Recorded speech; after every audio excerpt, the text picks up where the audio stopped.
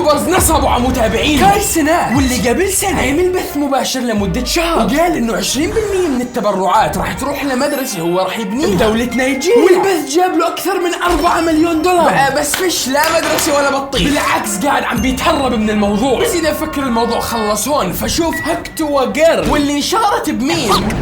او جابت ملايين المتابعين لسبب ما، وبعدها وعدت الناس انها بدها تطلق عملة رقمية يقدروا يستثمروا فيها، ومن وراها نصب على الناس ب3.5 مليون دولار